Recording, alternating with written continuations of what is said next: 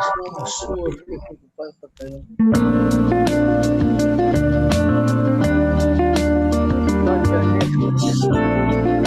Impressiona.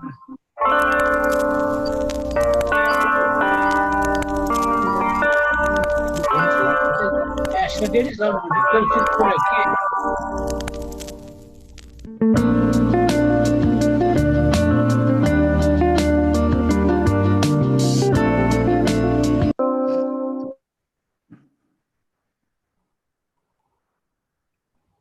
Boa tarde a todos e a todas. Boa tarde a todos e a todas. Boa tarde.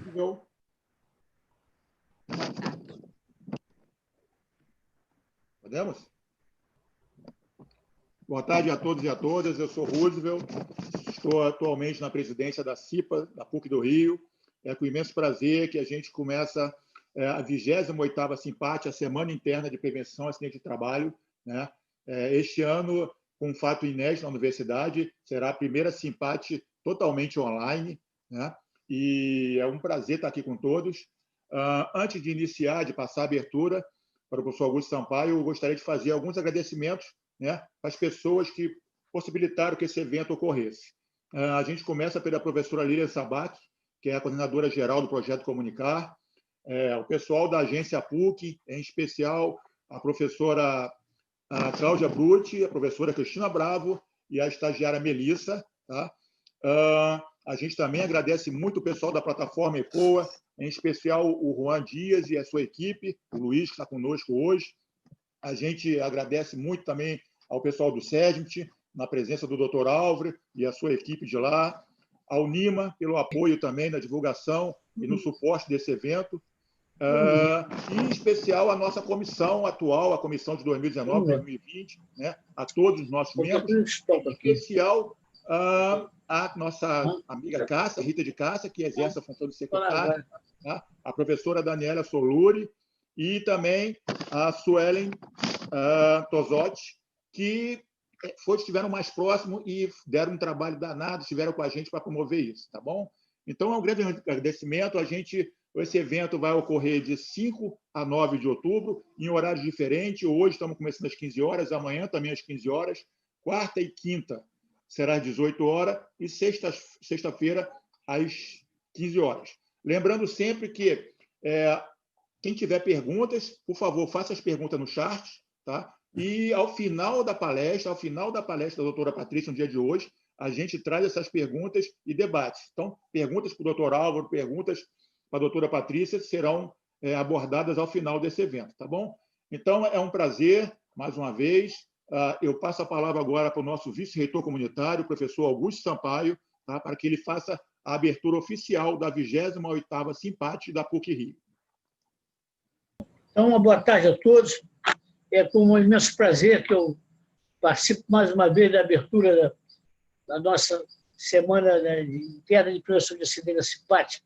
E faço isso com muita satisfação, porque vejo nessa programação mais um segmento do nosso trabalho comunitária, quando eu vi a programação e que a doutora Patrícia vai proferir uma palestrazinha sobre esse assunto também.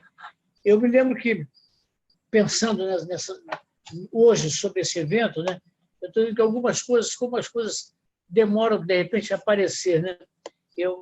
Ou precisa acontecer, às vezes, uma tragédia, uma desgraça até, para que as pessoas tomem consciência. Se a gente falasse um ano atrás, o que é um EPI, acho que a maioria das pessoas não teria nem a menor ideia do que é EPI, né? Aí vem uma pandemia, nos obriga a usar uma máscara, né? E todo mundo sabe o que é. Quer dizer, as pessoas custam se conscientizar, né?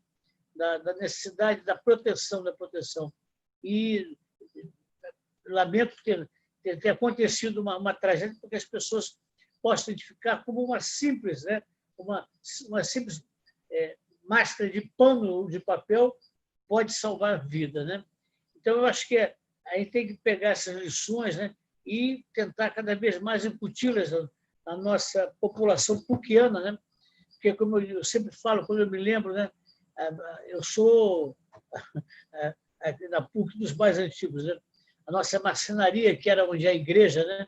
Ali tem aquela poeira, aquele barulho, ninguém de máscara, não tinha nada, muito menos de um protetor auricular, né? E quantos colegas nossos, né, vieram a falecer, com certeza, com sequelas de determinados problemas daquela época, né? De modo que eu fico com satisfação a universidade, esse acontecimento. Eu acho que o ideal seria que fosse para toda a PUC esse momento, para que as pessoas valorizassem esse trabalho da nossa segurança do trabalho. Eu quero agradecer muito, principalmente ao doutor Álvaro, que organizou na PUC de uma maneira efetiva e que cada vez mais consciente e conseguiu conscientizar cada vez mais a nossa população acadêmica, nossos funcionários, né, da necessidade, da importância, né? Eu estou vendo, e eu queria registrar um agradecimento especial agora por esse trabalho que foi feito no campus. Quando eu recebi do serviço médico do técnico do trabalho aquela cartilha, né? E antes disso, né, só o que foi feito na Secretaria Comunitária, eu pensei na universidade como um todo e imaginei, meu Deus, que trabalho, que competência, que dedicação, né, de vocês, da segurança do trabalho, que pensaram essa universidade visando realmente ajudar o retorno de uma atividade presencial, né? Eu sou muito grato e acho que talvez essa seja a semana do meio de proteção do trabalho mais importante dos últimos tempos, né? Para a gente poder. E agora eu tenho a pandemia, com certeza, levou a população para avaliar tudo isso e pensar nessa segurança, a necessidade de nós termos não só uma segurança física, né, mas também uma segurança espiritual e o trabalho que a professora Patrícia faz na comunitária, né, em termos de um bem-estar da população da universitária. Então, eu quero agradecer a todos a oportunidade de fazer essa abertura, me sinto muito honrado e quero dizer que o mérito é de vocês. Vocês realmente, né, têm hoje, mais do que nunca, né, um trabalho reconhecido, com certeza, por toda a comunidade da universidade, professores, funcionários e alunos. Muito obrigado e declaro aberta, então, a nossa CIPAT. Muito obrigado.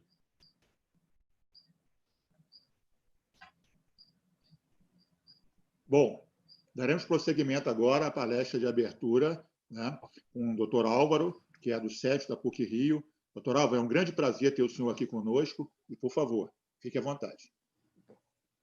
Muito obrigado. Na verdade, eu não diria que isso é uma palestra. Eu diria que é um relato, conforme o Augusto acabou de falar, o professor Augusto falou, é um relato de tudo que aconteceu ao longo desses últimos meses para que a gente pudesse ter um retorno seguro ao trabalho presencial dentro da universidade, presencial e parcial. A maior parte das pessoas já me conhece, né, acredito eu, mas para quem não me conhece, eu sou Álvaro Rodrigues, médico e coordenador do SESMIT da PUC-Rio.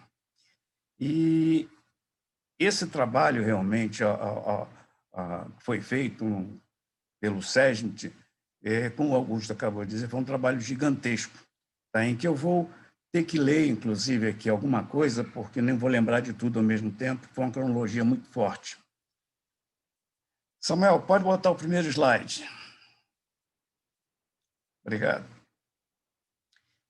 Bom, primeiro eu agradeço o convite para a participação da abertura da CIPAT, da 28ª CIPAT, com o tema Apresentação das Ações Normativas e Preventivas de Saúde e Segurança do Campus. Gostaria de cumprimentar aqui o nosso vice-reitor comunitário, professor Augusto Sampaio, que desde sempre vem fazendo a abertura da nossa CIPAT, desde que eu me entendo por gente, né? Cumprimentar também a psicóloga clínica e coordenadora do Equilíbrio, Patrícia Magacho, e o presidente da CIPA, professor Roosevelt, além da comissão que organizou essa CIPAT, na verdade, muito bem montada. Desde o início de março, quando crescia o relato de número de casos de Covid-19 e o aumento dos casos fatais, a reitoria da PUC-Rio decidiu pelo cancelamento das atividades presenciais na universidade e, a seguir, a Prefeitura e o Estado também o fizeram, no município e no estado todo. Nessa época, o SESMIT, Serviço Especializado em Segurança e Medicina do Trabalho, através do Serviço de Medicina Ocupacional, criou um e-mail chamado smo-aviso@puc-rio.br, que foi difundido para toda a universidade, os funcionários, professores e alunos, com o objetivo de trocar informações e comunicações sobre os casos suspeitos e confirmados de Covid-19. Recebemos um volume gigantesco de e-mails, não só com comunicação de testes feitos, positivos ou negativos, como solicitação de orientações, em geral, em relação a como se comportar durante esse período. E respondemos a todos eles, não faltou uma resposta a ninguém. A universidade manteve as aulas online, graças ao esforço de toda a área de ensino, de todas as áreas ligadas à informática e também à área administrativa, que teve que se adaptar para que todos os processos pudessem ser mantidos. A área médica também precisou se adaptar. Os exames ocupacionais foram mantidos de forma online, em acordo com o RH. Em momento algum deixou-se de fazer qualquer atendimento do ponto de vista ocupacional. E as orientações foram feitas através de e-mail, de forma contínua, e aqui vale a máxima de que o trabalho online exigiu muito mais do que o trabalho presencial, por ser uma novidade para a grande maioria. O monitoramento dos casos de Covid foi contínuo durante todo o primeiro semestre e continua neste semestre, com visível redução do número de casos relatados, o que reflete, na verdade, a atual situação do Rio de Janeiro, em que vem caindo, dia a dia, vem caindo a quantidade de óbitos, vem caindo a quantidade de atendimentos nos hospitais. Os hospitais de campanha, inclusive, já começaram a fechar, a grande maioria. Hoje, se não me engano, só tem 2 funcionando. Isso, na verdade, mostra claramente que a gente tem tido uma redução, o que não significa que as pessoas devam relaxar, porque essa história do relaxamento é que nos outros países até agora tem tido casos de reinício da infestação. Muitos países, né, estão começando a ter que voltar a algumas restrições, fechar bares novamente, fechar alguns comércios, porque as pessoas relaxaram e você passou a ter um volume muito maior. Entendeu? Bom, já terceiro slide para mim. Bom, as diretrizes dessas ações normativas e preventivas, que é o objeto dessa abertura, estão no site da PUC desde o dia 20 de julho. Tá? Porém, observamos que muitos colaboradores não tiveram acesso ao site. E, em função desse levantamento, no dia 21 de setembro, achamos por bem enviar para uma maior abrangência aos e-mails constantes no SGU uma cartilha informativa resumida sobre as medidas preventivas com o nome de Informativo de Prevenção Covid-19. Acredito que vale a pena, na verdade, quem não conseguiu ainda acessar, hoje na PUC aparece não como antigamente no site, que aparecia logo de imediato, mas descendo um pouco você vai continuar encontrando as diretrizes ali presentes. Tá? Mas quem não tem essa oportunidade, se tiver o e-mail, consultar o e-mail até pelo celular, deve encontrar esse informativo que foi mandado agora em 21 de setembro. Bom, aqui vale um histórico de como chegamos a essas diretrizes. Mas até prefiro dar uma lida aqui para alguns pontos eu não esquecer. Desde os primeiros dias de junho, quando se começou a falar em retorno parcial às atividades, o SESMIT, Serviço Especializado em Segurança e Medicina do Trabalho, através do seu engenheiro e dos técnicos de segurança do trabalho, iniciou uma varredura na PUC, com o levantamento de todos os espaços da universidade passíveis de um retorno às atividades com segurança. Com o dimensionamento de 1,5 metro de afastamento, ventilação adequada em cada ambiente, sinalização e higienização. Foram mais de 2.000 ambientes visitados. Como o professor Augusto colocou, realmente cada relatório desses é gigantesco, é um trabalho fenomenal. Foi feito o levantamento das salas de aula, levando em consideração o afastamento de 1,5 metro das carteiras, comunicados a todos os departamentos a necessidade da abertura das suas áreas para avaliação dos ambientes de trabalho administrativo e laboratorial. Foi feita a sinalização provisória nos elevadores e locais de atendimento com fita adesiva e distanciamento adequado.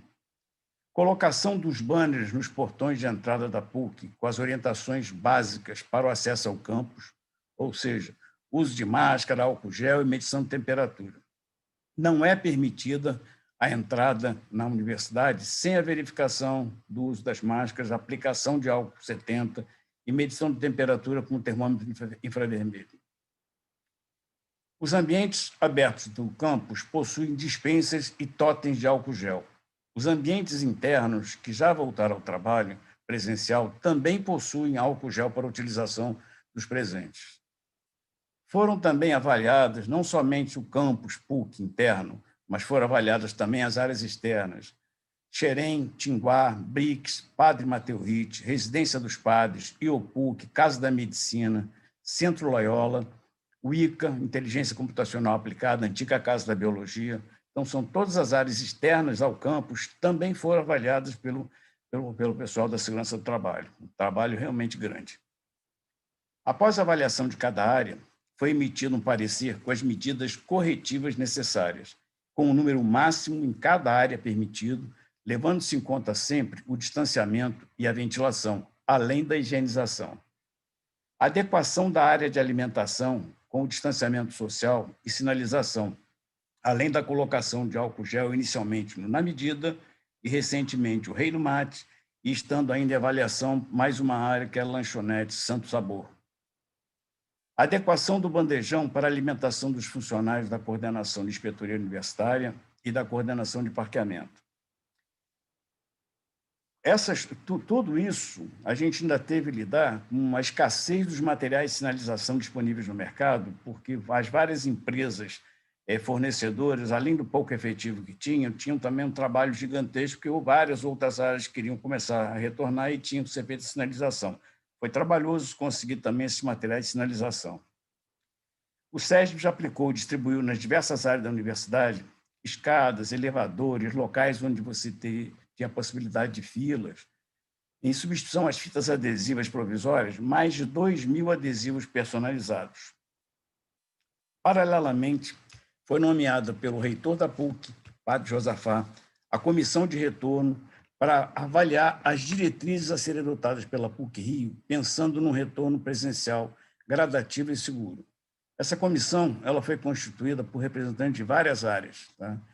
Representante do decanato foi o professor Júlio César Valadão, representante da vice-reitoria administrativa, professor Moisés, da vice-reitoria acadêmica, professor Casanova, da comunitária, professor Renato, representante dos professores, a professora Rosália Duarte, representante dos funcionários, o Evandro, tá? E representante da área médica, eu e a Marielle, como representante da assessoria jurídica.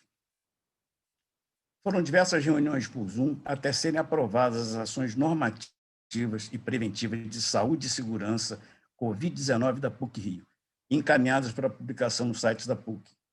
O escritório modelo, design e o projeto Comunicar foram os responsáveis pela criação da sinalização em todo o campus a partir das entradas da PUC, Leonel Franca e São Vicente, com banners, cartazes, totens, e a TV Pixels, que está começando a entrar em funcionamento também, com as orientações necessárias para o convívio dentro da universidade. Ressaltamos ainda que, além das visitas técnicas e relatórios individuais encaminhados para todas as áreas com recomendações específicas, a equipe do SESMIT retornou a cada área, departamento, setor, para checar e aprovar a implantação das medidas e, consequente, liberação para o retorno presencial seguro. Para a liberação de cada área, foram encaminhados às chefias um relatório com a capacidade máxima de utilização por área, cópia das diretrizes e da cartilha informativa e 2 cartazes para impressão e colocação em cada ambiente, com a capacidade máxima e orientação básica, uso de máscara, distanciamento e higienização das mãos. Também está sendo feita a distribuição de máscaras aos funcionários e professores que irão frequentar ou que já estejam frequentando o campus. Para tal, deverão comparecer ao SESMIT, na Vila dos Diretórios, Casa 10, para retirar suas máscaras e preencher uma ficha de registro. Por que é importante essa ficha de registro? Porque a gente tem tido, notadamente, as grandes empresas estão sendo procuradas pelas áreas de fiscalização para verificar se realmente elas estão cumprindo todos os procedimentos para esse retorno. E um dos procedimentos cobrados realmente é a máscara, por isso ela está sendo distribuída para todo mundo que venha, e é necessário fazer o registro para evitar que se dê para um 4, para outro 6, para outro 2. Então, vai ficar registrado à medida que cada um for retirar a sua máscara. No momento, diversas áreas já voltaram às atividades no campus, seguindo todos os cuidados. O Serviço de Medicina Ocupacional, Casa 9, está funcionando presencialmente desde a primeira semana de agosto, diariamente, no horário de 8 às 12, com agendamento dos atendimentos pelos telefones 3527, 1571 e 1572, para evitar as aglomerações. A área de segurança do trabalho mantém o seu funcionamento presencial também diariamente de 8 às 17, pelo telefone 3527 1114. Samuel, o quarto slide, já está aí? Já está. O SESMIT, na verdade, ele buscou cuidadosamente o embasamento nas exigências propostas e estabelecidas pelo governo, Organização do Ministério da Saúde, a Secretaria de Inspeção do Trabalho, Organização Internacional do Trabalho, Escola Nacional de Inspeção, Agência Nacional de Vigilância Sanitária, planejar essas ações e implementar as medidas necessárias de modo que atendesse à realidade e o critério da PUC-Rio, e o cenário da PUC-Rio. O tripé básico, na verdade, para a preservação da saúde em relação ao Covid, e que é permanentemente vinculado na mídia, entre as redes sociais, e que nos mostra que temos um caminho ainda longo pela frente, é bem simples e já está incorporado ao dia a dia de todos nós. É o uso de máscara, distanciamento social, álcool 70 ou gel, de preferência, na verdade, nenhum dos dois. O ideal é que, na verdade, em casa, por exemplo, você lave as mãos, chegou da rua, não fica usando álcool gel, né, álcool 70 em casa. Lava as mãos de uma forma segura, com água e sabão. Certo? Daqui a pouco você começa a criar uma camada na pele que começa a te incomodar. Então, em casa, na rua você usa álcool gel, álcool 70. Em casa, lave as mãos com água e sabão. Eu acho que é mais interessante. O trabalho em conjunto do SESMIT e da Comissão de Retorno viabilizou a criação dessas diretrizes para retorno presencial, seguro e gradativo. O escritório Modelo de Design e o Projeto Comunicar foram responsáveis pelo trabalho de comunicação visual dessas diretrizes. Eu acho que chega, né? Agradecendo a atenção e a paciência de vocês, gostaria de dar os parabéns aos organizadores dessa CIPAT e convidar a todos para se inscreverem nas palestras programadas para toda essa semana e que certamente trarão informações úteis e orientações que contribuirão para promover saúde e bem-estar à comunidade PUC. Para finalizar, lembro que as diretrizes continuam disponíveis na página principal da PUC e sugiro que cheque os seus e-mails no dia 21 de setembro, enviados pelo SGU, contendo o resumo dessas diretrizes. Quero ainda agradecer à minha equipe do SESMIT pelo trabalho árduo e responsável que tornou possível esse retorno seguro às atividades presenciais. E lembrando um último detalhe importante, a eleição dos membros da CIPA 2021 está em andamento e se encerra no dia 23 de outubro, mas, por favor, não deixe para os últimos dias. Vamos votar de forma consciente. Nosso maior patrimônio é a vida, nossa maior proteção é a prevenção. Muito obrigado. Muito obrigado, doutor Álvaro. Nós agradecemos muito os seus esclarecimentos em relação à universidade. Já temos algumas perguntas e, ao final da palestra da professora Patrícia, a gente encaminha essas perguntas, tá bom, para o senhor? Quero agradecer também o professor Augusto Sampaio, ex-professor, pela abertura. Um grande prazer ter o senhor conosco também. E passo agora a palavra para a doutora Patrícia para proferir a sua palestra. Por favor, doutora Patrícia. Olá, boa tarde a todos. Espero que todos estejam bem.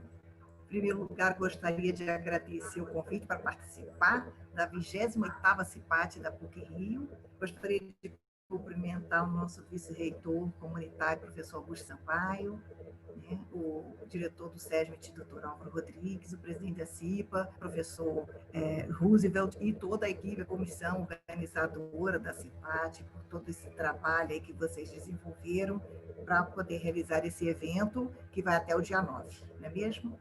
Né? Então, para quem não me conhece, eu sou Patrícia Magacho, psicóloga clínica e coordenadora do Equilíbrio, um programa da Vice-Reitoria para Assuntos Comunitários, para a promoção da vida e do bem-estar. Talvez alguns não conhecessem ainda e soubessem que aqui na PUC, a força da expressão, né? E na PUC existe um programa como esse, como o Equilíbrio, um programa de extensão comunitária, transformador, e que vem contribuir para o empenho da universidade mesmo em promover o bem-estar. E nós foi criado em 2018, graças ao apoio e incentivo do professor Augusto Sampaio, a quem eu dirijo um agradecimento especial. E é um grande prazer estar aqui hoje, nessa tarde aqui, para poder apresentar brevemente, a minha proposta é bem breve mesmo, é para despertar o interesse de vocês, né, sobre um tema que é um fator chave para o nosso bem-estar e também nos ajuda a lidar com os momentos difíceis, né? Acho que ninguém tem dúvida de que esse momento nunca foi tão importante a gente falar de saúde, de prevenção, de preservação da vida mesmo. E aí, para isso, eu preparei também um roteiro para essa apresentação. Eu acho que eu vou compartilhar minha tela. Por favor, vamos lá. Vamos lá ver se aqui. Já está aparecendo para vocês? Já? Tá. Então, essa aí já foi a apresentação. Tá? Os agradecimentos. E eu preparei mas eu não consigo mexer aqui. Ah, tá. Apresentação, desculpem. A falta de habilidade aqui. Preciso habilitar aqui a apresentação. Ok, foi. Ok.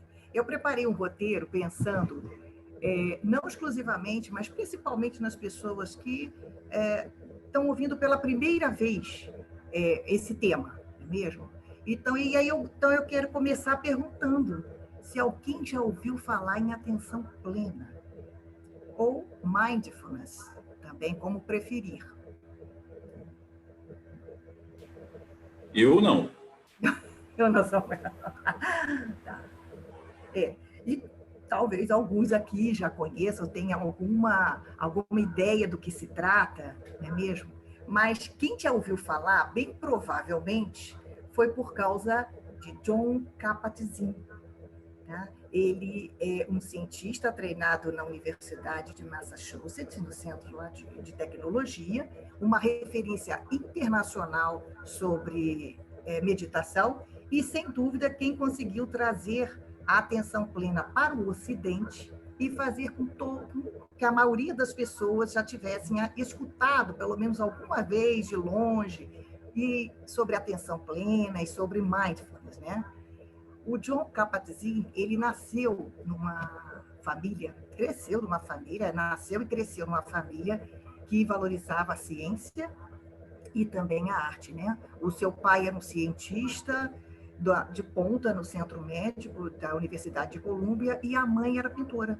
E desde muito jovem, o Jon Kabat-Zinn, ele procurava algo para que pudesse trazer formas diferentes de aprendizado, como a ciência. Ele se dedica até hoje à ciência, à arte, à poesia, à música, etc.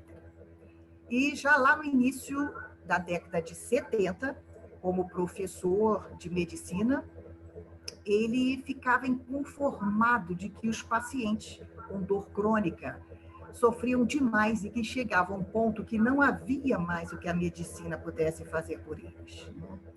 E ele já, nesse tempo, ele já praticava a meditação budista e sentia os efeitos que tinham sobre o seu corpo e a sua mente. Então, ele começou a meditar sobre essas questões. Será que a meditação não poderia ajudar a reduzir a dor que esses pacientes sentem? Ou, pelo menos, sofrerem menos com aquela dor que sentem? E aí foi lá no laboratório do Centro Médico, lá de Massachusetts, da Universidade de Massachusetts, que ele começou a conversar com os médicos e perguntava para eles qual a porcentagem de pacientes que vocês acham que ajudam. E a resposta que ele recebia com frequência era 10%, talvez 20% apenas, né? E ele ficou intrigado, querendo saber o que acontecia com os outros pacientes. E quanto aos demais, ele perguntava. Os demais, eles melhoram por conta própria ou nunca melhoram? E o Jon Kabat-Zinn, ele ficou muito inconformado e muito inquieto com essas respostas. E fez, então, uma pergunta para os médicos. Vocês não acham que seria valioso criar uma clínica para onde mandássemos todas as pessoas que não estão melhorando ou que você não sabe mais o que fazer com elas? E vemos se podemos usar essas práticas intensivas de meditação budista, sem a parte do budismo, e também práticas de Hatha Yoga, e apenas desafiar as pessoas a fazerem algo por elas mesmas, como complemento para o que vocês estiverem fazendo? Depois de ouvir essa proposta, né, desse ser um experimento, ele propôs isso, um dos médicos respondeu que no dia seguinte estaria encaminhando para ele 100 pacientes. E foi assim que essa história começou e que a clínica, que tudo começou, e a clínica que ele criou, né, que se tem até hoje, está implementada em várias partes do mundo, que é a clínica de redução do estresse, é um método de redução de estresse baseado em mindfulness, ou atenção plena, como vocês preferirem, né? E esse momento histórico, ele marca um momento inédito, onde a ciência, nós estamos falando de um cientista, Jon Kabat-Zinn, e a tradição, elas se juntam e vão conversar. Então, o resultado disso hoje significa que as pesquisas estão avançando muito no campo da aplicação do mindfulness em vários contextos, não só nos hospitais, como nas escolas. A gente sabe muito bem que tem escolas, aqui mesmo no Brasil, que já estão aplicando desde do estudo do ensino fundamental, a prática de mindfulness para as crianças, como também para jovens que vão prestar vestibular.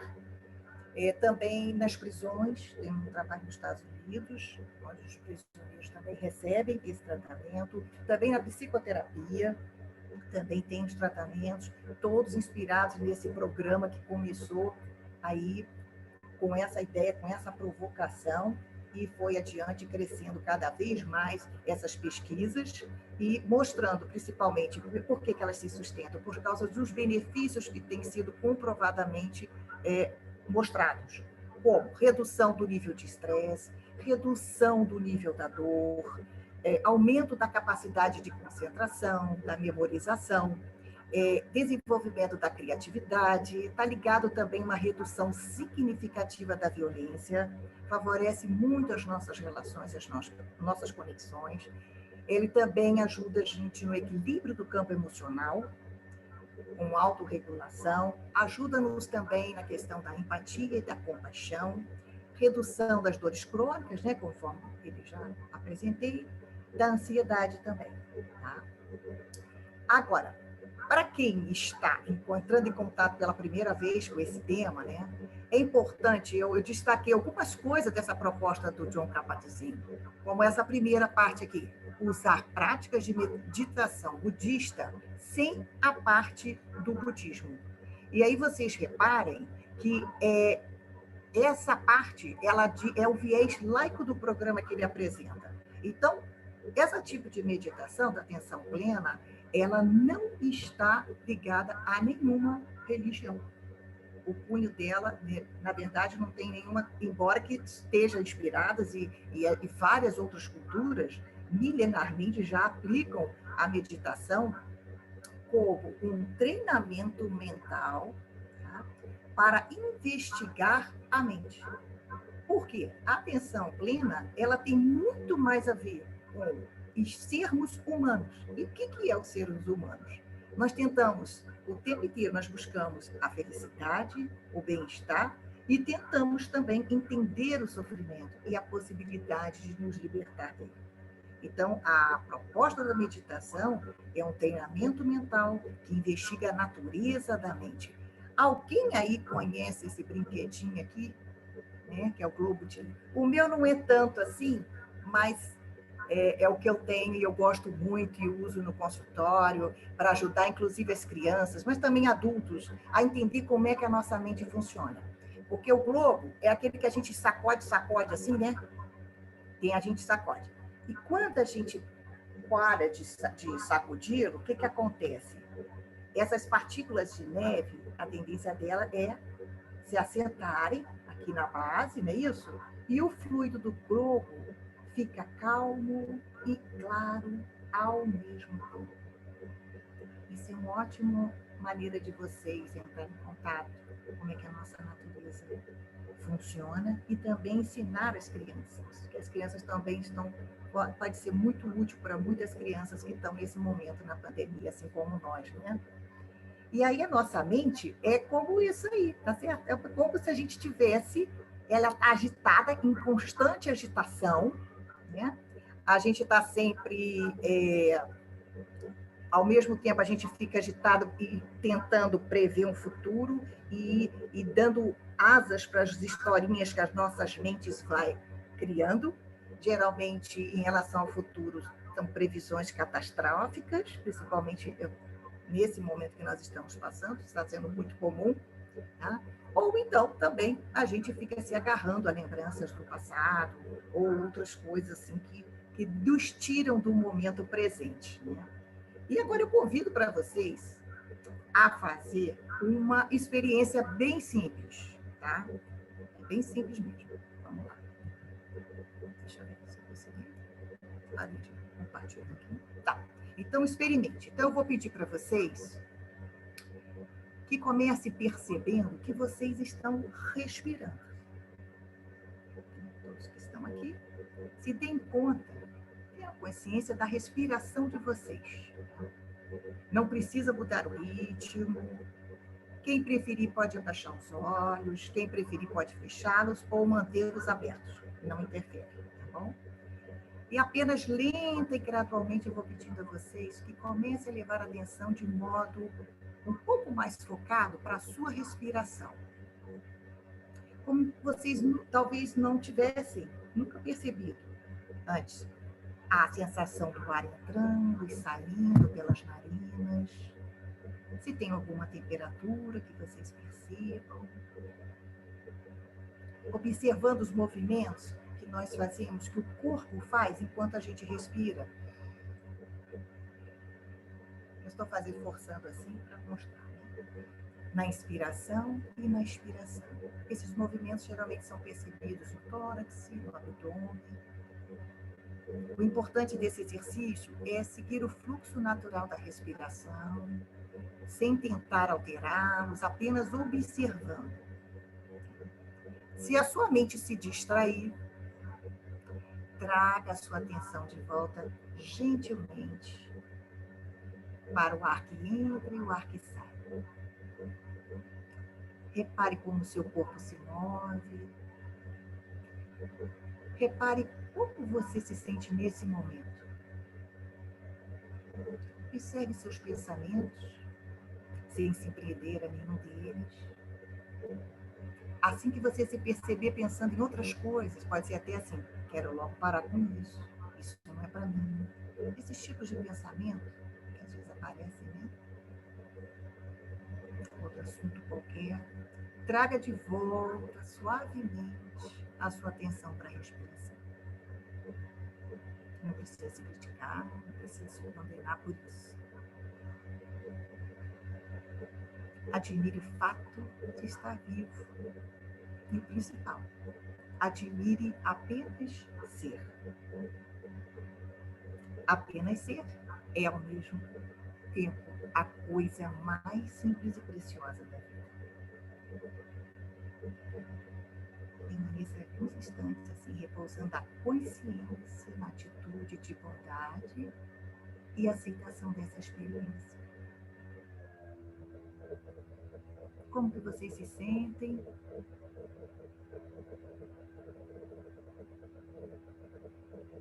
Pronto, vocês acabam, quem conseguiu acompanhar, acabou de experimentar um momento de atenção plena. Uma prática que tem um espaço de 1 minuto, talvez, eu nem cronometrei, mas em geral ela não leva mais do que 1 minuto. E o que significa isso na nossa rotina diária?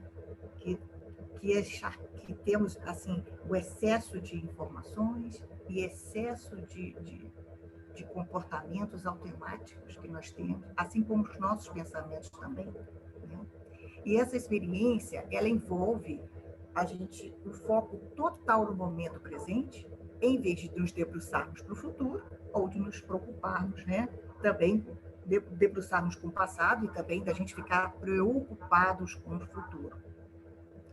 Então, esse exercício é para mostrar para vocês, na prática, porque a atenção plena, principalmente é prática. Conforme eu falei, foi um momento inédito, onde a ciência e as tradições, elas se juntaram.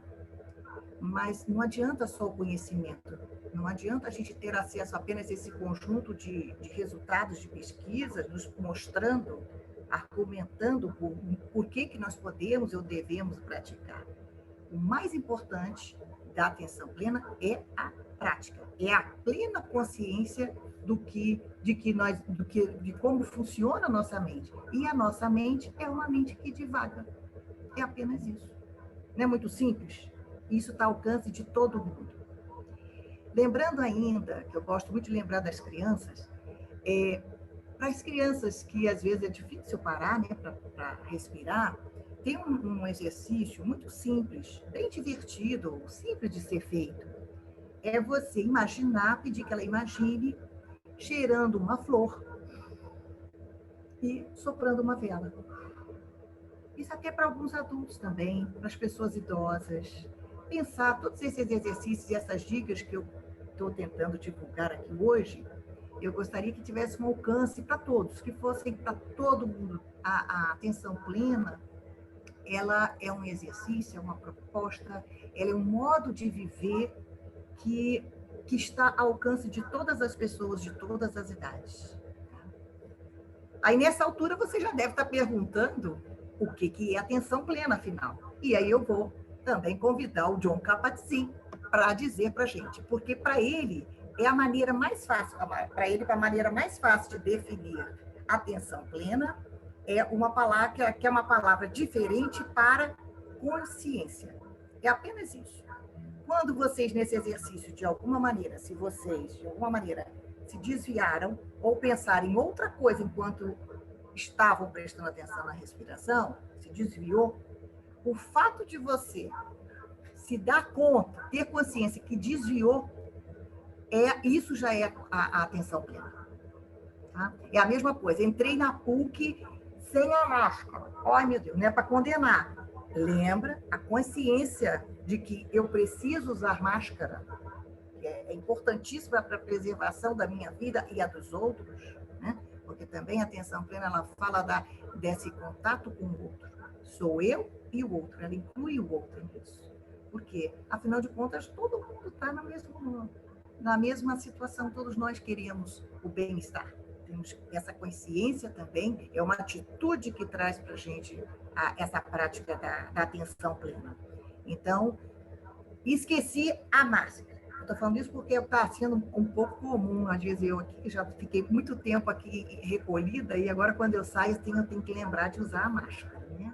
Mas o fato de você lembrar e voltar o seu foco, a sua atenção para a sua intenção, qual é a minha intenção? Manter a minha integridade física e mental, principalmente nesse tempo da pandemia. Então, quando eu volto para o momento presente, intencionalmente, eu estou praticando mindfulness. E aí a definição que ele apresenta é a consciência que desperta ao prestar-se atenção intencionalmente, ou seja, de propósito, no momento presente e sem julgamento. Talvez essa seja a parte mais desafiadora dessa definição, Porque a nossa mente, ela está sempre julgando, ela está sempre comparando. Eu sou bom nisso, eu sou ruim naquilo, as coisas só acontecem comigo, né? Acredito que algum de vocês já passaram por essa situação, não é mesmo? Às vezes, quando uma pessoa começa a praticar a atenção plena, ela desiste, porque ela diz assim, isso não é para mim, eu não consigo fazer isso, né? Então, é importante a gente ter essa consciência de que a prática é o mais importante nesse processo de consciência, tá? E que está ao alcance de todo mundo. E aqui vai ficar a primeira dica, as primeiras dicas para vocês. Praticar. Então, já disse a importância da prática. Como? Então, vou dar algumas dicas. Respirar 1 minuto várias vezes ao dia, ao longo do dia. E aqui, essas dicas que eu vou dar para vocês, elas estão dando ênfase às práticas informais de mindfulness. Não vou trazer aqui nenhuma sugestão ainda de uma técnica mais tradicional ou mais formal, ainda que a recomendação seja essa. Mas como eu falei para vocês, eu queria apresentar esse tema, principalmente pensando nas pessoas que ainda não tiveram, ou que estão tendo o primeiro contato, ou têm um contato ainda superficial e gostariam de saber do que se trata. Então, essa é a primeira sugestão. Respirar por 1 minuto. Esse mesmo exercício, ele pode se prolongar até por 20, se couber para vocês. Bom, o importante é que caiba para vocês. Vocês têm que saber aquilo que funciona para cada um. Aprecie estar vivos e juntos. Aí vai mais uma dica para quem tem filhos ou netos.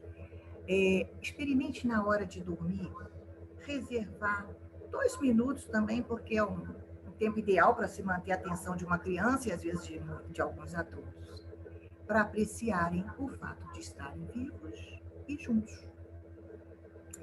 E pensando na nossa vida moderna, né, onde todos nós temos os nossos celulares, por que então não usá-los também no apoio da gente poder manter essa prática em mente, né? Porque muitas vezes a gente escapa, o pretexto que a gente dá que é falta de tempo. Olha, 1 minuto, eu acredito que dá para todo mundo colocar isso dentro da sua rotina, não é mesmo? Mas, às vezes, como a nossa mente está muito distraída com muitas outras coisas, então, às vezes, um lembrete é muito bem-vindo. Então, por que não usar o celular para fazer aquele alarme e simplesmente com a mensagem: pare e respire. E eu estou dando essa sugestão aqui porque foi feito um trabalho numa universidade, em um projeto chamado .be. Pare e breathe de respirar. E tem um relato de um aluno universitário que disse que o programa era o seguinte, a proposta era o seguinte: enviar para os colegas, né, uma mensagem de tempos em tempos, regularmente, com dot, que é um ponto, B. Olha, um dos relatos que a gente tem, notícias de um rapaz que ele estava numa situação que a namorada estava passando muito mal e ele não sabia o que fazer. Nisso, aí com a mente já começa aquela historinha que justamente é o que causa sofrimento. A gente já estava entrando no modo desespero quando ele recebe essa mensagem. .be. Ele parou, suspendeu aquele ciclo, né, aquela viagem, né, aquela historinha, aquela narrativa que a mente estava criando e descrevendo já os piores cenários possíveis e apenas respirou. E, para surpresa dele, né, ele conseguiu driblar aquela ansiedade daquele momento, lidar com a situação de forma bastante favorável. Então, essa é uma dica muito simples que eu acho que vale a pena todos assim tentar, tá? Como é que se diz? Se deem o benefício da dúvida. Um segundo ponto dessa proposta do Jon Kabat-Zinn, dessa proposta que ele fez desse experimento junto aos médicos, no centro médico, foi desafiar as pessoas a fazerem por elas mesmas. E isso levaria as pessoas a assumir um compromisso com a sua melhora. e ter uma participação ativa em direção à saúde e ao bem-estar. Ora, eu gostaria que vocês já comecem a acompanhar. Eu estou falando de pessoas que estão, o cenário delas, o contexto delas, são pessoas que há muitos anos sofriam de dores crônicas. E aí, vocês entendem o ponto onde eu quero chegar? Como é que não só essas pessoas podem se beneficiar, mas a gente também. Mas de onde que nasceu isso tudo? De onde veio essa ideia? E de onde que essas pesquisas hoje estão tão se debruçando e aprofundando nos resultados, nos benefícios, para que a gente possa praticar a atenção plena? Aí eu tenho uma provocação para vocês. Na opinião de vocês, qual é o melhor lugar para a prática de mindfulness? Samuel, você quer arriscar alguma resposta aí? Eu acho que onde a gente estiver, né? Se for possível, um lugar, de repente no trabalho onde você está ali, com toda a atenção, né? Tensão, no caso, eu acho que deve ser feito onde der e como der, justamente nesses piores momentos. Isso aí. Na nossa vida cotidiana. É o melhor lugar para a gente praticar atenção plena. É um estado, né, a plenitude mental, ela é um estado que todos nós vivenciamos de tempos em tempos. E a boa notícia é que a gente pode criar ativamente, né, intencionalmente, deliberadamente, momentos de atenção plena na nossa vida diária. Né? Todos nós já tivemos momentos de presença, seja ouvindo aquela música que a gente ama ouvir, seja apreciando a beleza da paisagem natural, não é mesmo? Saboreando uma comida gostosa, caminhando de mãos dadas com a pessoa que a gente ama, pegando um bebê no colo, afagando o seu animal de estimação, não é mesmo? Então, todas essas atividades, elas são oportunidades de praticar a plenitude, voltando a atenção para a experiência prazerosa para a mente e o corpo. Então, existe uma historinha que havia 2 grupos de aprendizes e se encontraram e um provocou o outro. Qual é o melhor mestre? Qual é o mestre mais importante? O meu ou o seu? Aí começou a disputa, ela perguntando. O seu mestre levita? Ah, sim. O seu mestre faz isso? E aí foram todas aquelas peripécias de mestres, né? De meditação, que já tinham práticas de muitos anos. Aí o grupo lá, mais consciente, perguntou assim: o seu mestre, quando está andando, quando ele anda, ele está andando? Quando ele come, ele está comendo? Quando ele fala, ele está falando? Então, essa fica a dica para a gente. Tudo que nós fizermos, que a gente preste atenção, que a gente faça com a máxima atenção naquele momento que está acontecendo, porque, afinal de contas, é o único momento que nós temos para viver. É aquele. Então, aproveite a companhia das pessoas que estão ao seu lado. Não dê por garantida que essas pessoas vão estar sempre com você. Aquele momento é único. Nós temos essa oportunidade e essa consciência nos dá além de um senso de controle muito importante, de liberdade e de escolhermos, de fazermos melhores escolhas para a gente. E isso vai levar o quê? Uma melhor qualidade de vida para a gente. Nesse exercício da respiração, por exemplo, quando você repousa a sua atenção na respiração, que é uma atividade neutra, ela não é boa nem ruim, ela é. Né? Então, isso já acalma a mente, já traz a gente para uma presença, e a gente pode usufruir. E aonde a nossa atenção está, as coisas crescem. Acho que tem até um ditado que diz isso, né?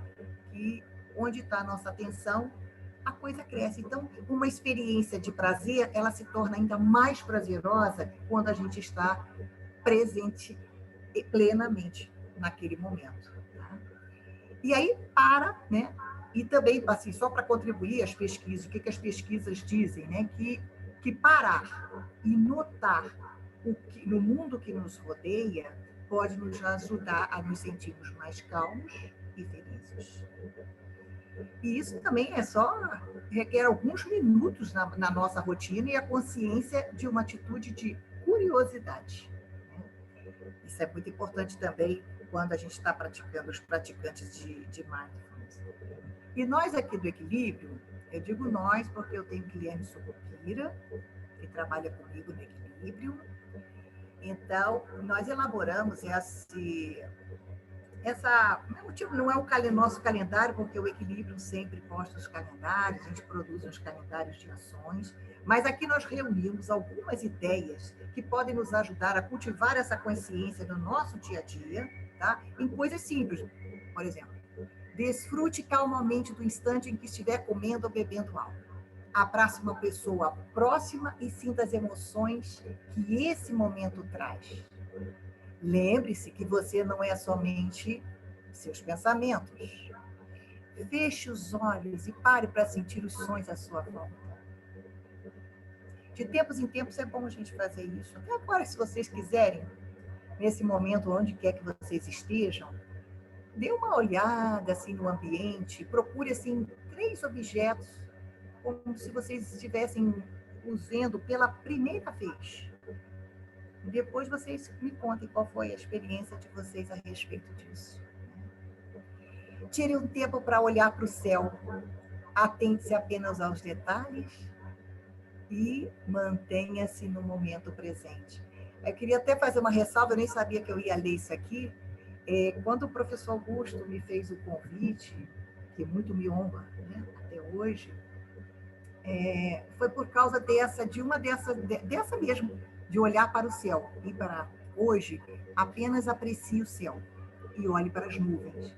Quando ele leu isso numa mensagem que foi divulgada dentro do âmbito ainda da vice-reitoria comunitária, então não era ainda programa Equilíbrio, ele disse assim, eu quero isso para a PUC toda. Eu quero que toda a PUC tenha acesso a esses lembretes, na verdade. Porque isso é transformador. E foi quando eu liguei, então, para Cristina Bravo, né, do Projeto Comunicar, que eu deixo um beijo, não sei se ela está aqui ou não, mas enfim, e disse assim, Cristina, como é que a gente vai fazer isso? Vamos colocar na TV Pixel, porque era isso que o professor Augusto queria, né? Que todo mundo tivesse acesso, estivesse assim, lá na TV Pixel, enquanto estava esperando, aproveitasse com boas ideias, como pudesse aproveitar e tirar a gente do piloto automático. Então, aí fica, quem quiser também, depois é só enviar para a gente um e-mail que eu e Guilherme podemos enviar para quem quisesse. Nós fizemos especialmente para isso, tá? Para distribuir para as pessoas. Quem quiser, a gente pode enviar por e-mail. E fica a dica, como eu disse, pratique. Busque por novidade. Seja curioso. Né? Então, quando vocês tiverem, na próxima vez que vocês forem tomar lavar as mãos, pronto. Eu não vou nem muito longe, vou aproveitar esse período da pandemia, que o próprio doutor Alvo ressaltou a importância dos hábitos de higiene. Então, quando vocês forem lavar as mãos, esse momento, tá? Aproveitem para fazê-lo conscientemente, plenamente presente.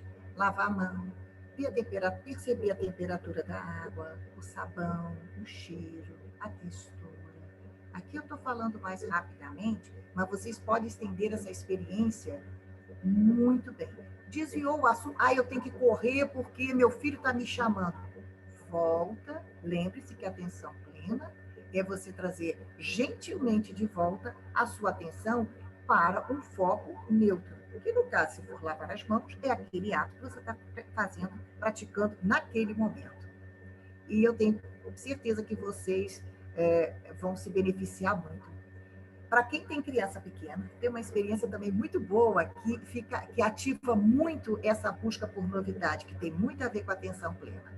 Uma criança por volta de 3 anos de idade, né, experimente sair com essa criança à rua, vai num lugar, e vocês vão ver quantas vezes vocês vão ser interrompidos, né, no melhor sentido, para responder perguntas. O que é isso? O que é isso? Como é que é? O que é aquilo? Tá? Então, esse espírito investigativo, ele é muito cultivado, é uma atitude muito cultivada quando a gente pratica a atenção plena. Então, fica a dica aí também, porque isso é muito fácil. E, assim, tudo que vocês puderem, tiver como se fosse a primeira vez, inclusive eu trouxe aqui a Passas, quando eu estou presencialmente, até ofereço, né? A uva passas ficou conhecida, né? Porque foi um dos primeiros exercícios que o Jon Kabat-Zinn faz dentro desse protocolo que ele faz do programa dele, e ele sugere, um dos exercícios é você oferecer uma uva passas e ter um contato com ela, estabelecer um contato com ela, como se você fosse um alienígena, como se você nunca tivesse antes provado ou soubesse do que se tratava. E aproveitar toda aquela experiência com a uva passa.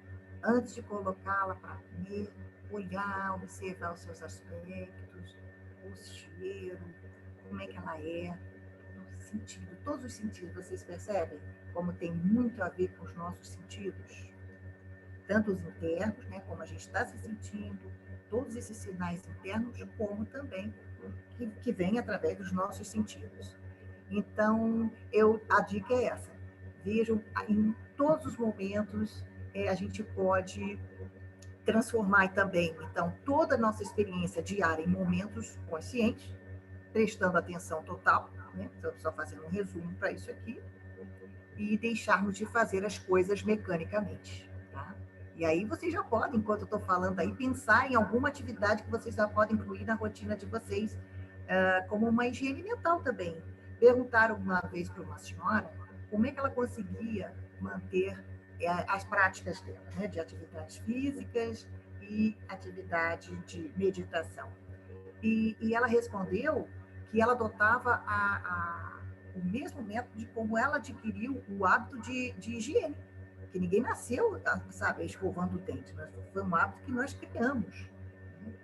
E ainda fazendo uma analogia com a atividade física, até a início da década de 40, né? Se alguém visse alguém correndo, né, praticando, né, a corrida, a primeira pergunta que passava na cabeça da pessoa, que a pessoa está correndo de quem? Ou do quê? Né?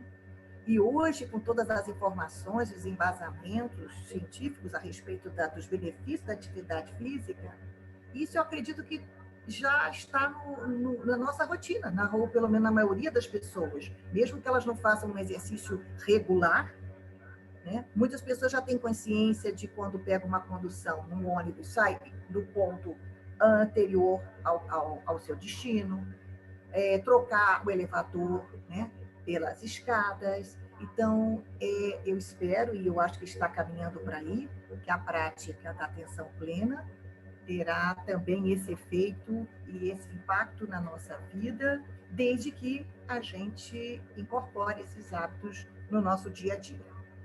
Tá? Atenção, então, plena é sobre criarmos ativamente mais momentos de atenção e reparar no que nos acalma e nos ajuda a elevar o nosso bem-estar.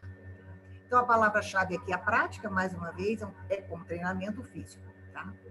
Agora, passemos o terceiro ponto daquela proposta que o Jon Kabat-Zinn fez aos médicos. Né? Ele disse assim, como complemento...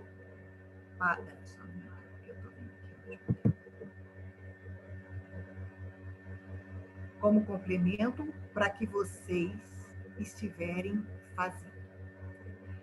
Isso é muito importante, porque vocês podem ouvir muitas coisas e fazendo pessoas falando sobre o mindfulness, etc. e tal, mas a ideia do Jon foi oferecer a prática da atenção plena como complemento, não se tratando de abandonar a medicina tradicional. Tá? Então, é importante observar que, apesar de todos os benefícios cientificamente comprovados com a prática da meditação, existem alguns cuidados que ainda não podem ser negligenciados, e principalmente, assim, por exemplo, quando se trata de algum transtorno mental. Tá? Então, nós estamos falando, quando nós falamos dessa prática, Isso é muito importante, esse ponto eu acho muito importante, por isso que eu ressaltei. Nós não estamos falando em consertar tudo com ela, isso não é uma panaceia, isso não vai solucionar todas as questões e não é uma mágica. Assim como a medicina também não erradica completamente as doenças, né? E é por isso também que tanto o processo de cura como lidar com a sua experiência de vida, a maneira como a gente lida com a nossa experiência de vida é que faz enorme diferença no nosso bem-estar, né? Então, é a interpretação dos fatos que é mais importante do que os fatos em si. Vocês imaginem alguém que sofre uma condição crônica, que nunca vai melhorar, que é o caso desses pacientes que fizeram parte desse primeiro experimento, né? E a maneira como isso é encarado é a mágica. A mágica é essa, que pode transformar tudo, fazendo com que a vida seja primeiramente feliz e não primeiramente dramática. Porque a pessoa, para não ficar refém a um diagnóstico, a uma doença grave, né, real, né? Então, a ideia é que a pessoa pudesse ter acesso a essa percepção, essa consciência de que a felicidade, o bem-estar, ela estava mais associada a um estado de calma, de tranquilidade, né? E com a aceitação das coisas serem como elas são. Tem muito a ver com a aceitação. Eu sempre me lembro dessa parte quando eu leio, né, estudo muito sobre isso, e também participei já de grupos anônimos, daquela oração da serenidade. Concedei-nos coragem para aceitar as coisas que eu não posso. Coragem, né? Serenidade para aceitar as coisas que eu não posso modificar. Coragem para modificar aquelas que eu posso. E sabedoria para saber a diferença. E o Mindfulness, ele se aproxima muito disso. Ele fala de sabedoria, ele fala de paciência, ele fala da serenidade, ele fala da coragem da gente agir em prol do nosso próprio benefício, para melhorar a nossa condição interna, para lidarmos melhor com as nossas situações. Afinal de contas, todos nós temos em comum na nossa natureza humana o sofrimento, não é mesmo? Faz parte da vida a gente se deparar com alguma situação imprevista, e também um tipo de revés, um diagnóstico difícil, ou como essa pandemia que atravessou a gente, pegou a gente assim, praticamente de surpresa. Então, assim, é importante a gente pensar nisso e despertarmos também para a nossa compaixão, autocompaixão e compaixão com o outro. E o que ele dizia para qual era a proposta dele para os pacientes que foram encaminhados para o programa dele, né? Veja, do nosso ponto de vista, enquanto você respirar, há mais coisas dando certo em você do que dando errado. Olha que interessante.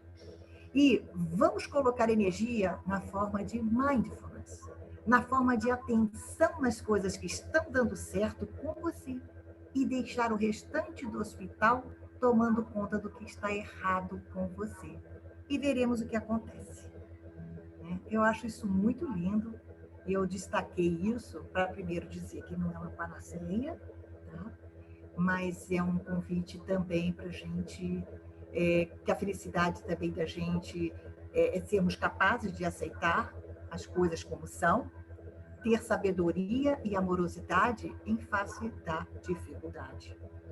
Então, a ideia da meditação e nem a ideia do Jon Kabat-Zinn era fazer com que a dor desses pacientes fosse embora, e eu digo isso também estendendo para a dor emocional, e sim aprender a viver com as coisas como elas são. E quando você faz isso, acredite, as coisas como elas são acabam mudando, porque é você que está fazendo, né, mudando a sua relação com os eventos ou os fatos em si. E aí, para resumir a ideia, aqui eu destaquei porque eu acho isso muito lindo, acho que um lembrete que vale a pena a todos as fixarem essa ideia, né? Enquanto você respirar, há mais coisas dando certo com você do que dando errado. E para resumir esse trabalho do John Kabat-Zinn, esse experimento, né? O objetivo dele era apenas fazer um experimento e observar o que iria acontecer. E o que aconteceu é que os pacientes deram esses retornos positivos. Disseram que ficaram mais saudáveis, né? E que retomaram a vida, e que eles foram capazes de aprender a viver, conviver com as deficiências e com os problemas que eles tinham. E, de alguma forma, isso melhorou o bem-estar, melhorou a saúde e ampliou a alegria deles. Isso faz sentido para vocês? Não sei. E agora, um exercício assim que eu gostaria de propor.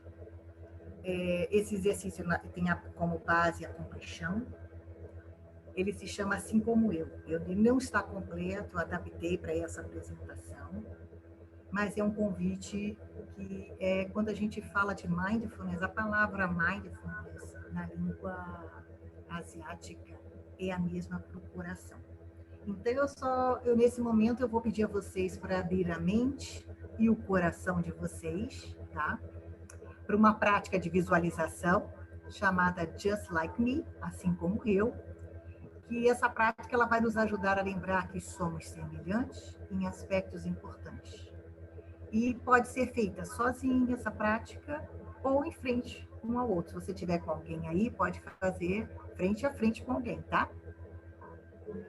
Ela começa a gente pedindo para vocês para que façam 3 respirações.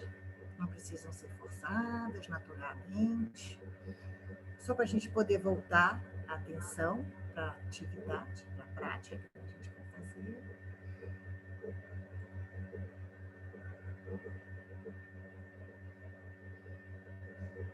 E traga a mente de vocês, para a tela mental, um amigo, um colega, alguém querido, alguém neutro, ou alguém com quem você tem uma relação difícil.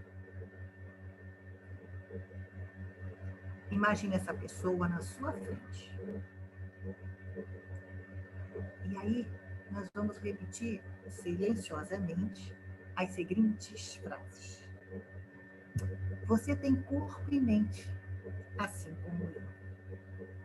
Você tem sentimentos, pensamentos, emoções, assim como eu.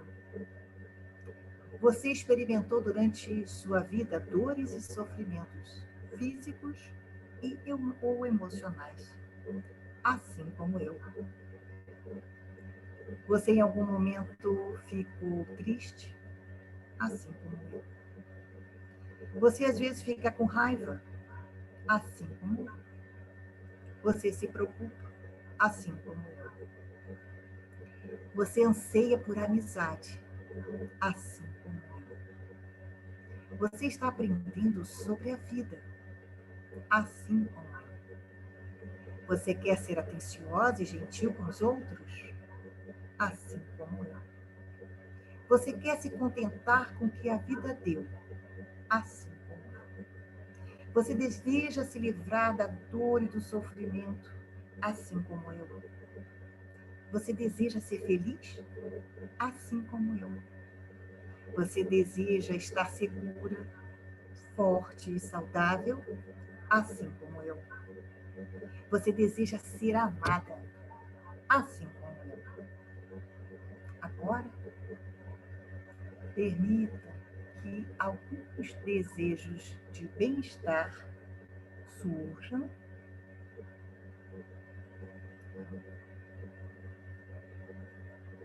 Eu te desejo que você tenha a força, os recursos e o apoio social para enfrentar as dificuldades de sua vida com facilidade. Eu desejo que você esteja livre de dor e sofrimento. Eu desejo que você esteja em paz e feliz. Eu desejo que você seja amado, porque você é um ser humano, assim como eu. E agradeço por vocês fazerem essa prática comigo. E eu gostaria de terminar dizendo o seguinte: equilíbrio e atenção. Junto com a felicidade e a vida saudável, mindfulness, atenção plena,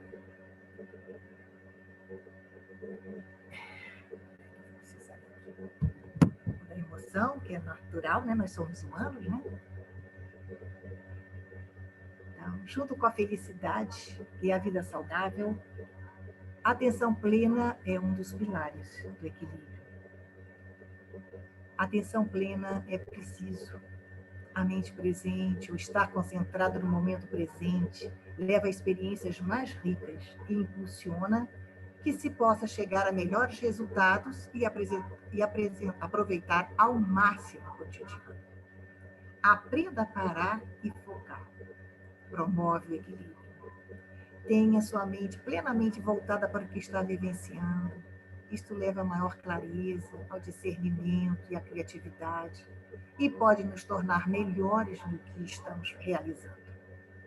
A atenção plena também pode nos levar a maior consciência e a ajudar o próximo. A faculdade de trazer de volta voluntariamente uma atenção divagadora, muitas e muitas vezes, é a própria raiz do juízo, do caráter e da vontade. Eu espero que essa breve apresentação faça com que vocês se sintam realmente bem por ter ficado aqui até o final. E eu agradeço por isso.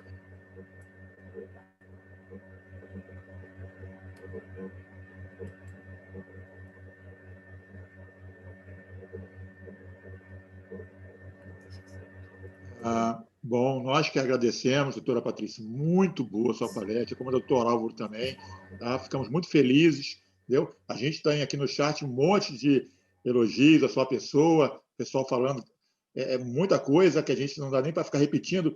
Eu separei aqui 2 perguntas, que eu vou fazer logo direto para a senhora, e depois eu faço as perguntas do doutor Álvaro, tá bom? Pois não. A Tatiana, ela fala assim, sou professora e estou trabalhando em casa direto no laptop. Tenho sentido dores nas costas e comecei a atribuir a postura não adequada no meu ambiente em casa. Não tenho uma cadeira adequada. A tela do laptop fica mais baixa do que do desktop na PUC. Se elevo o laptop, o teclado fica muito alto. A senhora poderia comentar sobre isso? Isso é a primeira, tá? Uma outra pergunta, também da Tatiana, ela fala assim, entendo que a saúde mental seja tão importante quanto, mas acho que falta uma discussão mais física sobre prevenção de acidentes na Simpate. Não vejo falar na conscientização dos funcionários sobre boas práticas de laboratório, não só dos laboratórios de química, mas dos laboratórios que utilizam máquinas e equipamentos pesados. Será que essa discussão deve ser limitada aos espaços somente dos laboratórios? Eu não sei se eu poderia respondê-la completamente, dentro da sua expectativa, tá, Tatiana? Mas muito obrigada por você dirigir essa pergunta para mim. É para mim mesmo, professor? Sim. Luiz? Mas o doutor Álvaro também fica à vontade depois, se quiser comentar. Bom, assim, já que nós estamos no tema do mindfulness, da atenção plena, eu diria da minha parte, só do meu ponto de vista, dela ter essa consciência do que o corpo dela necessita, já é muito importante, tá? Então, é trazer essa consciência para os dois, né? Agora eu li aqui, Tatiana, para os dois, né, Tatiana? Então, desse ponto de vista, é essa atenção que você precisa, e aí eu recomendaria você a fazer, ter essa consciência do seu corpo, tentar encontrar uma maior satisfação e ficar atenta à palestra da Jo, que vai estar aí dentro da semana da Cipate, sim. E ela vai poder responder melhor a sua pergunta do que eu, com mais embasamento, porque ela faz toda essa parte laboral e é muito importante também dessa parte da nossa atividade física, tá? Então, fique atenta. Você ficar atenta aos aspectos que você precisa para se sentir melhor já é muito importante, Tatiana, esses seus cuidados. Então, fique atenta à palestra da Jo e da professora também, Mônica, que vai falar sobre Hatha Yoga, tá? Que é muito importante. O próprio John Kabat-Zinn também inclui nesse programa dele. Então, eu acho que essas são as sugestões que eu posso dar. Em relação à segunda, sim, ela está deixando como sugestão, não é mesmo? Para vocês da CIPAT, né? Isso. Então, acho que essa pergunta acho que pode ser melhor respondida depois. Eu acho que é muito importante, sim, de a gente estar atento e toda a comissão da CIPA também, que se empenha para poder oferecer as melhores palestras, os melhores assuntos e temas que estejam mais alinhados com as necessidades da comunidade. Não é isso, professor? É isso. Não sei se a Tatiana está satisfeita, tá? Aqui, professor Renato Ferreira, a Jo falará sobre alongamento multifuncional e ergonomia no lar. Está vendo? Então, é isso. Fiquem atentos, porque nós da Vice-Reitoria para Assuntos Comunitários estamos atentos durante todo esse... Permita-me dizer, tá? Só para complementar. Então, nós temos o Equilibrium. Eu queria convidar vocês para acompanhar a gente lá no Instagram, Equilibrium PUC Rio. Tá? No Instagram, a gente divulga conteúdos também que podem nos ajudar, podem nos incentivar a aplicarmos práticas no nosso dia a dia, que vai nos fazer justamente nos beneficiar, práticas simples, que são embasadas cientificamente. Tá, ok. Tudo bem, a Érica já está dando aqui. Olha, também da Vice-Reitoria Comunitária, viu? A Érica está lá contribuindo, nós estamos muito atentos, e isso aí eu acho que é graças ao professor Augusto Sampaio, que está sempre à frente, nos inspirando, dando todo esse suporte, esse incentivo, esse apoio. Aí nós temos também a coordenação de educação física, cujo coordenador é o professor Renato Calado, oferecendo lives durante toda a pandemia. Então, Tatiana, então você fica aí com essa dica do Instagram do Equilíbrio e da coordenação de educação física. E fiquem atentos também às cartilhas e às orientações do SESMIT, do pessoal da segurança, da CIPA, que é um pessoal que trabalha muito seriamente, né? Todos eles são funcionários também, uma equipe, né, heterogênea, um grupo, e que estão atentos. Então, acho que é sempre muito bem-vinda essa sua observação. Bom, muito obrigado, doutora Patrícia, mais uma vez, viu, por sua participação. Agradeço essa oportunidade. Uma honra ter a viu? senhora conosco. E agora eu vou fazer o encaminhamento. Doutor Álvaro, nós selecionamos algumas pouquíssimas perguntas, tá? Umas 4 só no máximo, mas é muito pertinente que elas se repetiram e mais de uma pessoa perguntou assuntos pertinentes, e aí a gente selecionou essas 4. Eu vou fazer as 2 primeiras, o senhor responde, depois eu faço mais as outras 2, tá bom? Para não ficar muito longo. A primeira é a Analice Primo. Ela faz a seguinte pergunta. Boa tarde. Gostaria de saber se os senhores possuem uma estatística do número de casos de Covid na comunidade da universidade, da PUC. A segunda pergunta é da Tatiana Pierre. Ela fala assim: existe alguma proposta de realização de exame de anticorpos para a Covid na PUC, para funcionários principalmente? Bom, respondendo à primeira pergunta, existe uma estatística baseada principalmente naqueles e-mails que eu recebi ao longo desse tempo todo. Tá? Essa estatística, inclusive, já foi passada para a direção da universidade, principalmente para a parte acadêmica. A estatística inclui não só funcionários, como alunos também, funcionário, professor e aluno. Existe realmente essa estatística. Em relação à segunda pergunta, se pode pensar em fazer teste, eu queria que vocês entendessem o seguinte: teste só precisa ser feito quando você tem algum tipo de sintomatologia. Imaginamos o seguinte: você entrou na PUC hoje, eu faço um teste ali na entrada. Vamos passar lá, faz um teste no departamento médico. Ótimo, você não tem nada. Teu teste, inclusive, você faz, vamos fazer um teste de PCR, que é aquele com cotonete no nariz. Aí você faz o teste, colhe o material, vai para o laboratório, levam 4 dias o resultado. No dia seguinte, você vai ao supermercado, tá? Encontra um monte de gente sem máscara, bate um papo, conversa, ali você se contaminou, tá certo? Muito bem. 4 dias depois, você tem um teste dizendo que você está negativo. E, no entanto, você está contaminado no dia seguinte por essa conversa em supermercado. Isto é um exemplo. O que adiantou fazer o teste sendo negativo, se você não tinha sintomas? O teste só deve ser feito quando existem sintomas ou quando teve contato com pessoas da própria família ou contatos que tenham sido considerados como positivos dentro de um grupo, ou um grupo familiar, ou um grupo com quem você se mantém contatos permanentes.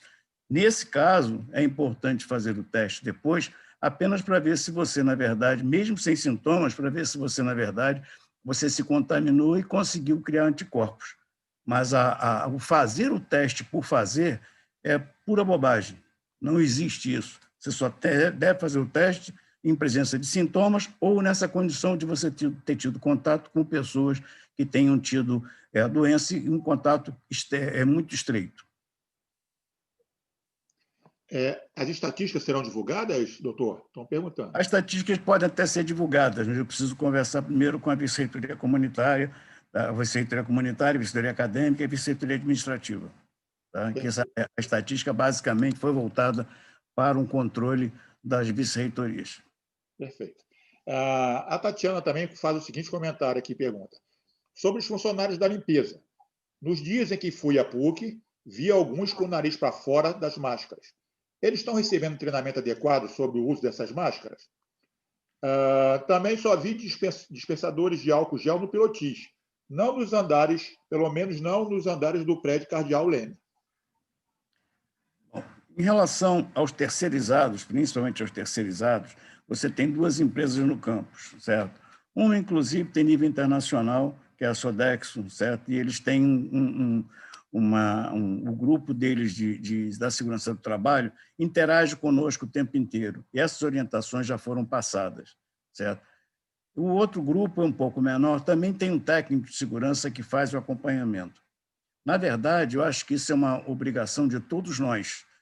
Eu, quando entro no campus, por exemplo, se eu vejo, seja lá quem for, não me importa se é um funcionário da limpeza terceirizada, se é um funcionário nosso, se é um professor nosso, se estiver sem máscara, eu tenho por obrigação de pedir a ele que coloque a máscara de forma adequada. Porque eu não estou preservando só a saúde dele, não, estou preservando a minha também.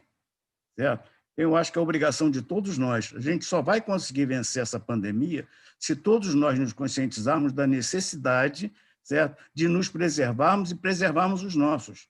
Certo? E a nossa família em casa. Você acabou de sair dali com contato com gente que estava sem máscara, você se contaminou por isso, está levando para dentro da sua casa. Eu acho que é uma obrigação de todos. E como eu disse durante a apresentação, que não foi uma palestra, foi um relatório, certo? Não existe uma previsão ainda do que venha a ocorrer com esta pandemia. Alguns países que começaram a abrir demais as suas fronteiras, começaram a abrir demais o seu comércio, estão começando a retornar, a voltar com várias restrições, certo? E eu não estou falando isso apenas por ouvir falar, não. Minha filha está na Bélgica, certo? Em Bruxelas. Tinha sido tudo aberto e, de repente, começou a haver novas restrições. Por quê? Porque as pessoas relaxaram e o contágio começou a aumentar novamente. É o que a gente tem que evitar. Todos nós somos responsáveis pela nossa vida e pela vida do outro. Então, todos nós somos responsáveis por cobrar das pessoas que utilizem a máscara de forma adequada, que façam o uso de álcool gel, que mantenham o distanciamento adequado. Isso é função de todos nós. Tá? A outra pergunta foi sobre a história dos dispensers, né? Isso. Disse também na palestra, tá? Muita coisa foi difícil de se conseguir durante o período da pandemia.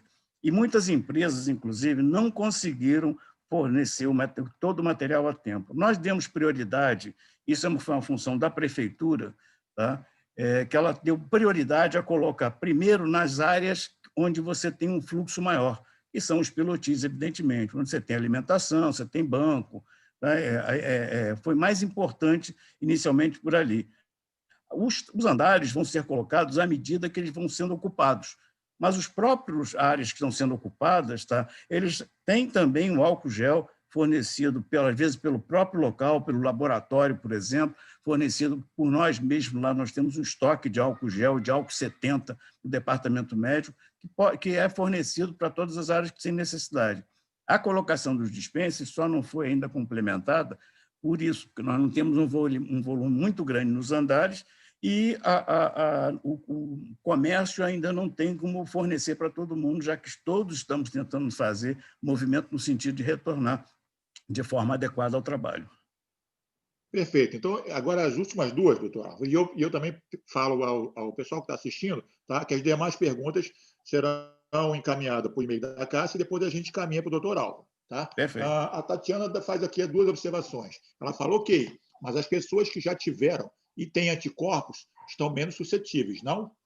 Eu iria trabalhar mais tranquila se soubesse que tenho anticorpos. E como poderemos ter garantia que as máscaras são eficientes se cada funcionário compra ou faz a sua? Não seria melhor todos usarem máscara com eficiência garantida? E a última pergunta, doutor Álvaro, é assim, tenho observado que as pessoas estão relaxando com os cuidados dentro da área do campus da universidade. Como a universidade irá enfrentar esse problema? Como eu acabei de falar ainda agora, certo? Eu acho que é uma responsabilidade de todos nós. Não é uma responsabilidade da universidade somente, dela como instituição. É uma responsabilidade também individual de cada um de nós. Se você observou que tem alguém utilizando o EPI de forma irregular, você tem que chamar a atenção, porque você tem que proteger também a você. Então, a universidade ela não tem como punir. Como é que ela vai punir alguém que não está utilizando a máscara de forma adequada? Você pode até pensar numa possibilidade disso no futuro, já que não estão sendo cumpridas as normas necessárias. Né? Pode-se até pensar nisso no futuro, mas inicialmente eu acho que não há necessidade disso. Basta que a gente se comprometa individualmente a cobrar de cada um. Cobrar do teu colega do lado. Ele pode acabar sendo responsável por você adoecer de forma desnecessária. Então, a universidade é muito grande, ela realmente é gigantesca. Não tem como você manter um controle sobre isso tudo. Outro dia, um rapaz da agente patrimonial estava no meio das árvores ali, sem máscara. Tá bom, eu posso cobrar dele que ele utiliza a máscara, ele sozinho, que ninguém em volta, nada, ele tirou a máscara para respirar um pouco melhor. Isso a gente não tem como cobrar. Tem que andar mais que o tempo inteiro. Não, se você está num ambiente e você está sozinho e você tem uma área aberta, uma ventilação, não tem necessidade disso. Mas aqueles que estão mantendo contato com outros, se você vê sem o uso da máscara, deve ser chamado a atenção. Em relação à história da positividade, o exame para verificar, o IgM, que na verdade para verificar se você teve contágio, se você se imunizou, certo? A maior parte dos convênios não estão liberando o pagamento dele. Se que você pode fazer por conta própria, mas não é um exame barato. E eu acho que não há essa necessidade. O simples fato de você se proteger, você não precisa estar submetendo a exame de sangue para saber se você é imune. E nem se sabe, na verdade, nem se conhece a história da imunidade em relação a isso. Não se tem certeza de quanto tempo você vai ter de imunidade se você se contaminou antes. É uma doença nova, é uma doença que está sendo ainda investigada.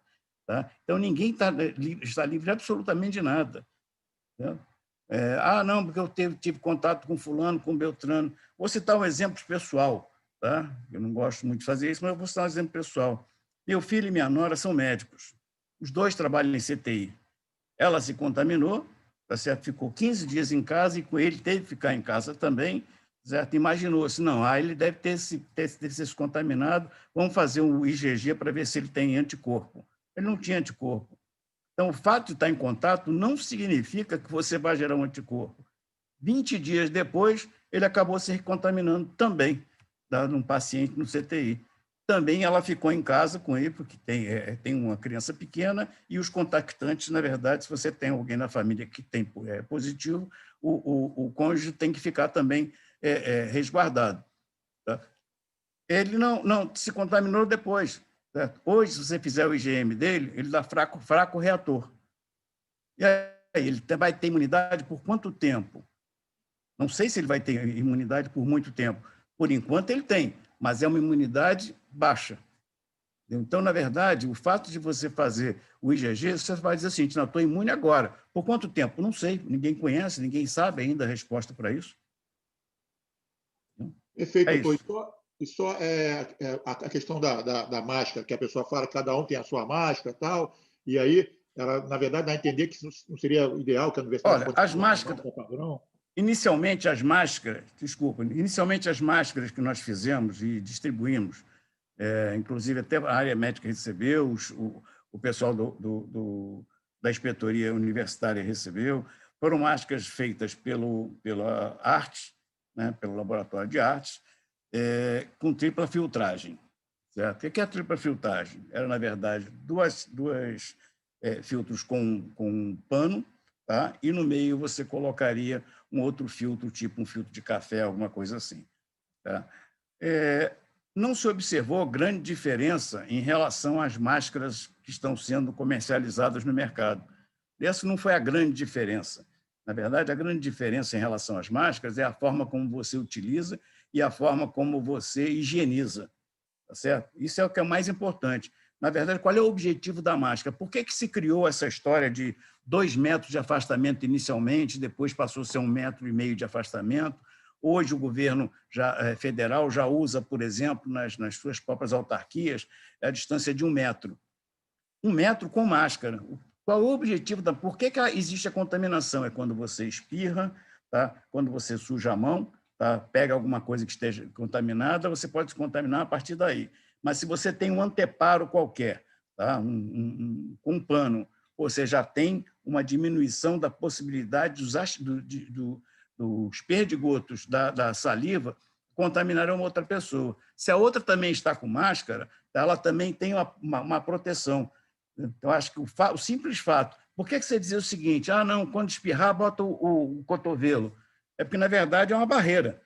Qualquer máscara é uma barreira, desde que ela não seja permeável, né? Ela não seja permeável com esses tecidos mais simplesinhos. E a universidade está fornecendo também as máscaras, conforme eu disse no relatório, ela está fornecendo as máscaras para os funcionários que venham a trabalhar na universidade. Ela fornece a partir do momento em que haja, inclusive, um compromisso do funcionário de ir lá receber a máscara e assinar um relato de que recebeu aquelas máscaras. Por quê? Para evitar que o funcionário, hoje eu vou lá, peguei 2 máscaras, 3 máscaras, amanhã eu esqueci a minha, vou lá, pego mais. Não, não é assim. A máscara passou a funcionar como EPI. Se é EPI, você é responsável pela conservação dele.